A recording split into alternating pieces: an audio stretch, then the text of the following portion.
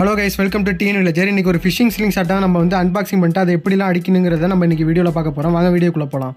நான் இந்த phishing sling shot செட்டப்பை நான் வந்து ஆலன் மார்க் வெப்சைட்லேருந்து நான் வாங்கியிருந்தேன். இந்த ஸ்லிங் ஷாட்டை வாங்குறதுக்கான காண்டாக்ட் நம்பரை நான் வந்து டிஸ்கிரிப்ஷனில் கொடுக்குறேன். தேவைப்படுறவங்க செக் பண்ணி அந்த காண்டாக்ட் நம்பரை காண்டாக்ட் பண்ணி வாங்கிங்க. இந்த ஃபிஷிங் ஸ்லிங் ஷாட் செட்டப்பில் ஃபஸ்ட்டு வந்து நமக்கு வந்து ஒரு ஃப்ரேம் கொடுத்துருக்காங்க. அதோட 2 செட்டு பேண்ட் செட்டு கொடுத்துருக்காங்க. இதில் யூஸ் பண்ணுற ஆரோ வந்து ரொம்ப ஸ்பீடாக வந்து மீன் மேலே பாயும். ஒருவேளை எதிர்பாராத விதமாக அந்த ஆரோ வந்து நம்ம கையில் பட்டாலும் அந்த ஆரோவால் நமக்கு ரொம்ப பாதிப்பு ஏற்படாததுக்காக ஒரு ப்ரொடெக்ஷன் கவர் கொடுத்துருக்காங்க. அதுக்கப்புறம் நமக்கு வந்து 2 நார்மலான ஆரோ கொடுப்பாங்க. நான் அந்த 2 நார்மலான ஆரோ இல்லாமல் இந்த ஆரோவும் நான் எக்ஸ்ட்ரா வாங்கியிருந்தேன். இந்த ஆரோட டைப்பை பார்த்தாலே நல்லாவே தெரியும். இந்த ஆரோ வச்சு பெரிய பெரிய கெண்டை அடிக்கிறதுக்காக இந்த ஆரோ ஸ்பெஷலாக நான் வாங்கியிருந்தேன். நீங்க விரால் மீன் இல்லை ஜிலேபி மீன் தான் அடிக்க போறீங்கன்னா உங்களுக்கு நார்மலான ஆரோவே போதுமானது. பொதுவாக பெரிய பெரிய கெண்டையை டார்கெட் பண்றப்ப அதை அடிச்சோன்னா ஓவரா ஃபைட் பண்ணோம். ஸோ அந்த டைம்ல நம்ம அந்த ஆரோ வந்து உருவிட்டு வர வாய்ப்பே இல்லை. அதை நம்ம ரீல்லேருந்து வர பிரைடோட நம்ம கனெக்ட் பண்ண போறோம். கனெக்ட் பண்றதுக்காக அதில் 2 இன்ச்சு அளவுக்கு பிரைடர் லைன் கொடுத்துருப்பாங்க.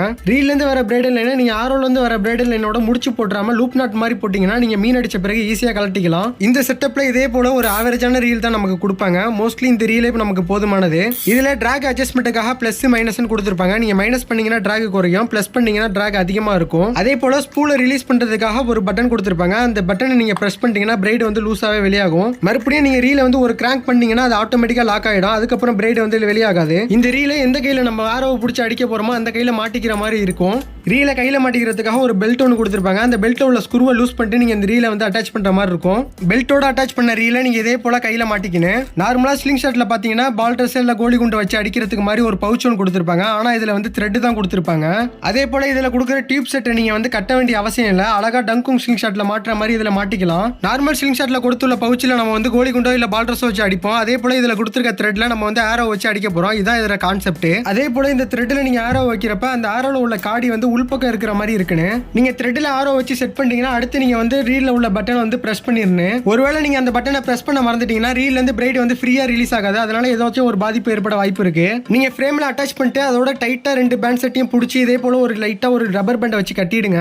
இப்படி கட்டுறதுனால எந்த விதத்துலயும் ரப்பர் பேண்ட் வந்து ஸ்லிப் ஆக வாய்ப்பு இல்லை. நான் ஏற்கனவே யூஸ் பண்ண டங்குங் ஸ்லிங் ஷாட் ஃப்ரேமில் நான் இந்த ரப்பர் பேண்டை அட்டாச் பண்ணி நான் இப்போ ஒரு மீனை அடிச்சு காட்டுறேன். இந்த ஃபிஷிங் ஸ்லிங் ஷாட் வந்து ரொம்ப ஆபத்தானது. இதை நீங்கள் வாங்கி யூஸ் பண்ணுங்கன்னு நான் எந்த விதத்துலையும் யாருக்கும் நான் ரெக்கமெண்ட் பண்ண மாட்டேன். இதில் என்ன தான் ப்ரொடெக்ஷன் கவர்லாம் கொடுத்துருந்தாலும் ஏதோ ஒரு கவனக்குறைவுனால ஒரு அசம்பாவிதம் நடந்துச்சுன்னா மிகப்பெரிய பாதிப்பாக இருக்கும் அது உங்களுக்கு. முக்கியமாக ஒரு விஷயம் சொல்ல மறந்துட்டேன். நீங்கள் ஹேண்ட் க்ளவுஸ் கண்டிப்பாக வாங்கி நீங்கள் யூஸ் பண்ணுற மாதிரி இருக்கும். ஆரோவை பிடிக்கிறப்ப ஆரோ வந்து ஸ்லிப் ஆக வாய்ப்பு இருக்குது. ஆரோ பிடிக்கிற கையில் கண்டிப்பாக நீங்கள் வந்து க்ளவுஸை மாட்டீங்க. ஏன்னா ஆரோ வந்து சேரில் அடிக்கிறப்ப சேரு பிடிச்சிருக்கிறதுனால கண்டிப்பாக வந்து அந்த ஆரோ வந்து ஸ்லிப் ஆகும்.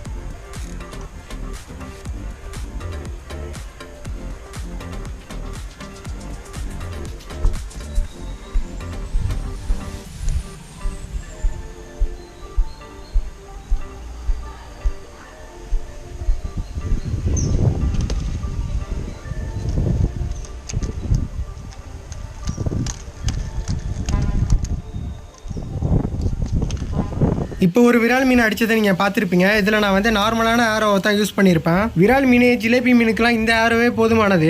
இவ்வளவு தூரத்துலேருந்து இந்த ஆரோ இந்த மீன் மேலே பாஞ்சிருக்க விதத்தை பார்த்தாலே தெரிஞ்சிடும் இந்த ஸ்லிங் ஷாட்டோட பவர் என்னன்னு. தயவு செஞ்சு ஆர்வ கோளாறுல யாரும் வாங்கி பயன்படுத்தி பாதிப்பை ஏற்படுத்திக்காதீங்க. என்னதான் நான் சொன்னாலும் சில பேர் வாங்கத்தான் செய்வீங்க. அப்படி வாங்குறவங்க நான் டிஸ்கிரிப்ஷனில் கொடுத்துருக்க நம்பரை கான்டாக்ட் பண்ணி வாங்கிங்க.